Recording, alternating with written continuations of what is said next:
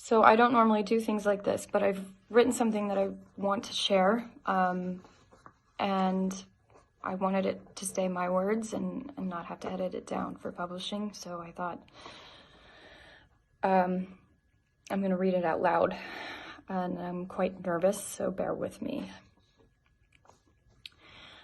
I am a survivor of domestic violence, or IPV, intimate partner violence, which is something I never in my life expected I would say, let alone be broadcasting into the ether. He was a magnanimous person who didn't really give you a choice not to be drawn to him.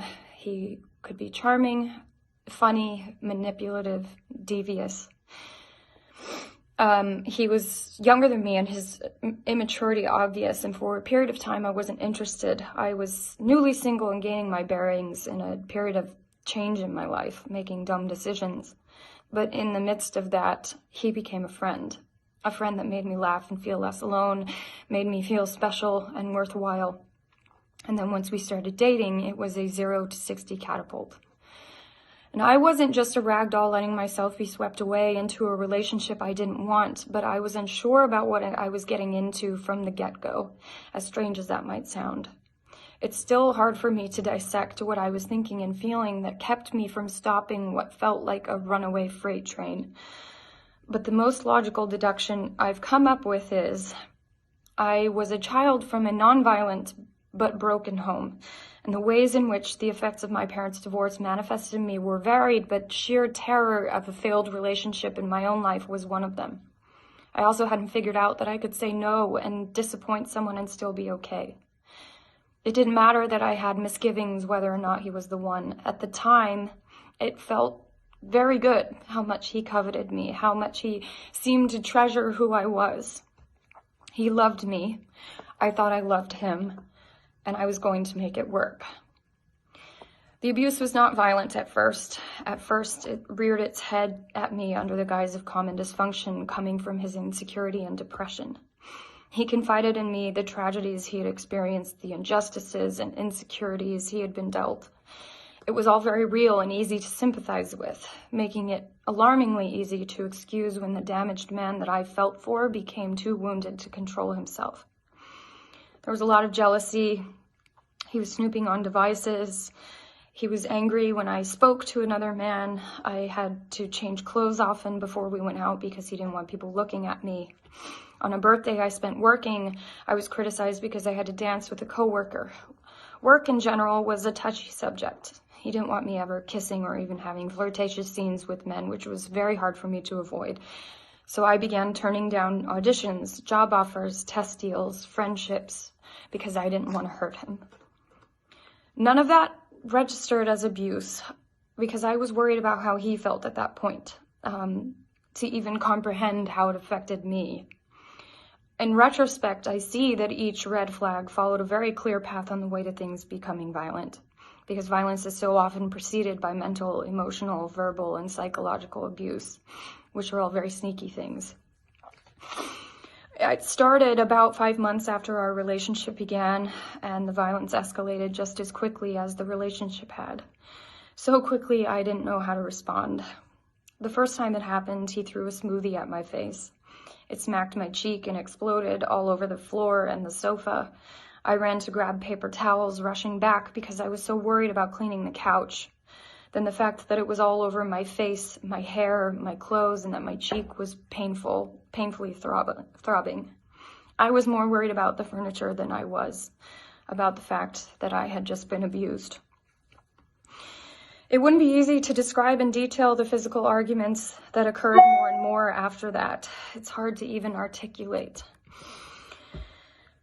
Not just because of the anger and the pain that surfaces, but because the memories feel like they took place on a different planet where I was breathing different air and witnessing a macabre secret I could never tell anyone I had seen.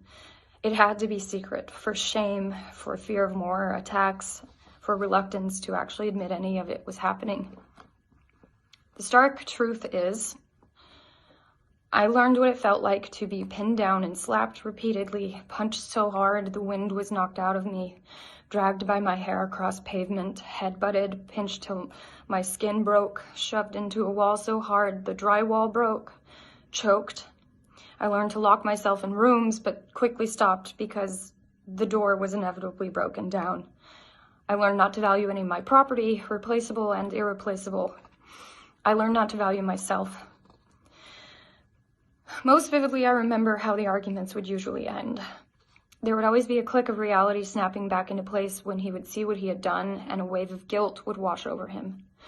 And I imagine in some subconscious effort to wash the both of us clean after what had just happened, he would carry me and put me in an empty bathtub, turn the faucet on, and leave me while he gathered himself, and I would sit in the tub as the water inched up my body, surveying the damage. Insert the typical abuser's apology speech here. He'd kneel next to the tub crying self-hating tears with me. He never made me feel like he thought I deserved the beating, which I guess eased my mind. And in turn, I still held on to the sympathy and the empathy I felt for his brokenness he admitted to having. His apologies were heartfelt and effective in getting us back to sanity and a semblance of a loving relationship. But deep down, I never believed he would change. I just fooled myself into believing I could help him. I thought that I could love him enough to make him see a way of life where violence was not the way you handled emotions. So I consciously deluded myself into thinking that forgiveness would heal him enough to make it stop. Someone had to let him know that his behavior wasn't okay. Who better than the one he was taking it out on?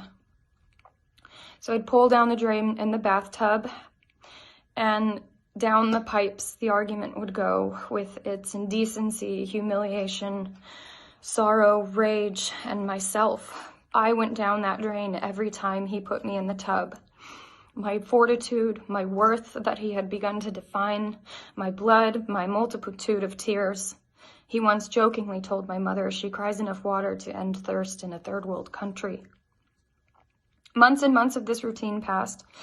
And sometimes there wouldn't be a physical argument for a month or two, and I would distrustingly rejoice in the peace, thinking maybe it's actually different now.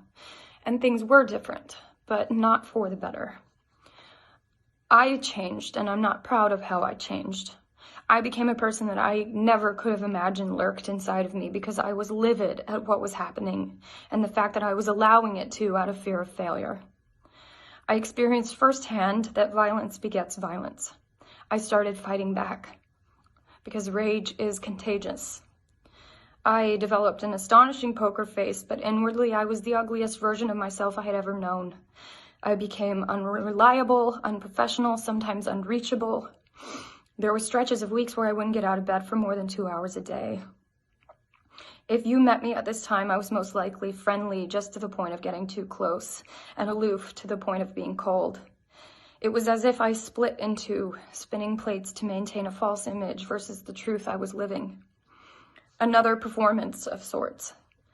Melissa in public put on a happy face and purported a healthy life, whereas Melissa at home dropped the veneer and lived a nightmare in the middle of one never-ending dispute, battle wounds and all. To my closest circle, I just plain lied. I made up stories of how bruises and scratches were born.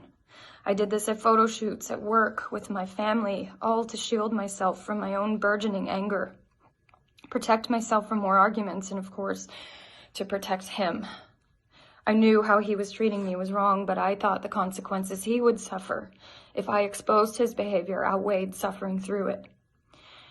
And then he threw something at my face again, only this time it was significantly worse. It was a blow to my face with his iPhone. The impact tore my iris, nearly ruptured my eyeball, lacerated my skin, and broke my nose. My left eye swelled shut. I had a fat lip. Blood was coursing down my face, and I can remember immediately screaming at the top of my lungs. The next morning, I was due to work on reshoots for a film. After it happened, complete stillness blanketed the room. We panicked. He put me in the bath time, but this time that wouldn't be enough.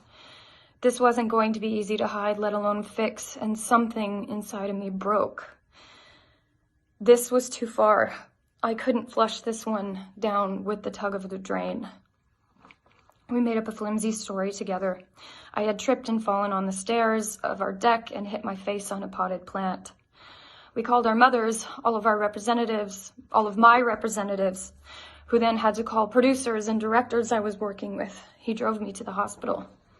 And when the ER doctors made him leave the room and cops came to question me at my hospital bed, I told them our transparent story that I'm sure they'd heard versions of before. And then we laughed together when he said my face was cute and looked like Squirt from Finding Nemo because my eye had become bulbous. This is an injury that's never going to fully heal. My vision is never going to be the same. And emotionally after that, I was done. I keenly felt that whatever I thought love was, it certainly wasn't what I had been going through. I was so tired of living the way I'd been living, but it felt too late to get out. Would it be safe for me to leave? I had ostracized myself so completely in my life that I made myself believe I had no one to turn to if I did leave him. And I was ashamed. But abuse doesn't just affect the people that are in its chokehold, however.